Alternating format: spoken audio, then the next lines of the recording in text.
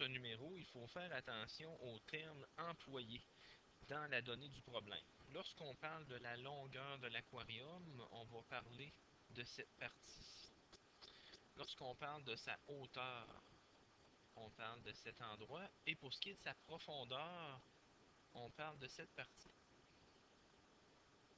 Profondeur. Lorsqu'on relie le problème, la longueur d'un aquarium ayant la forme d'un prisme droit à base rectangulaire a 6 cm de plus que le double de sa profondeur. Si on parle de x pour ce qui est de la profondeur, on aura 6 cm de plus que le double, ce qui nous fait 2x plus 6 pour ce qui est de la longueur. On nous parle maintenant, sa hauteur a 6 cm de moins que le double de sa profondeur. Pour ce qui est de la hauteur, on aura 2x moins 6. 6 cm de moins que le double. On nous demande maintenant si l'aquarium est rempli aux 3/4 de sa capacité, quelle expression algébrique exprimée en centimètres cubes représente le volume d'eau qu'il contient. À l'intérieur de cet aquarium, l'eau, il y en a environ jusqu'ici. L'aquarium est rempli aux 3/4.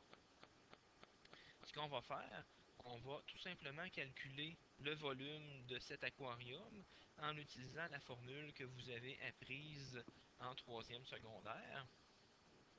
Le volume d'un prisme, l'aire de la base fois la hauteur. L'aire de la base, on aura 2x plus 6 fois x, qui représente l'aire de la base, fois la hauteur, 2x moins 6. Le volume, ici, pour cette expression, représente le volume total, comme s'il y avait de l'eau jusqu'au bord. On doit prendre le 3/4 de cette quantité. On se rappelle que 2 en mathématiques signifie un fois. On va multiplier ceci par 3/4, ce qui va nous donner exactement la quantité d'eau qu'il y a à l'intérieur de l'aquarium.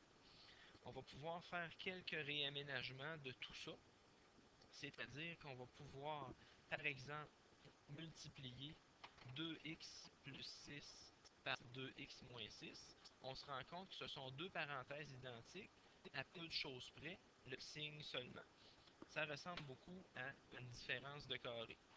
On va obtenir avec 2x plus 6 fois 2x moins 6, 4x au carré moins 36, multiplié par x, multiplié par 3/4.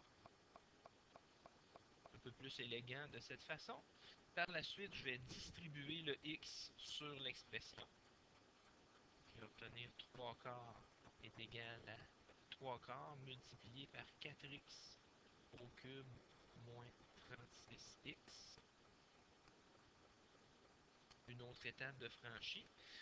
Par la suite, je peux toujours distribuer mon 3/4 sur le tout. 3/4 fois 4x cube et 3/4 fois 36x. J'obtiendrai un volume final pour cette partie. Donc l'aquarium rempli aux 3/4. 3x cube moins 27x. Ce serait l'expression algébrique qui représente le volume d'eau dans l'aquarium rempli aux 3/4.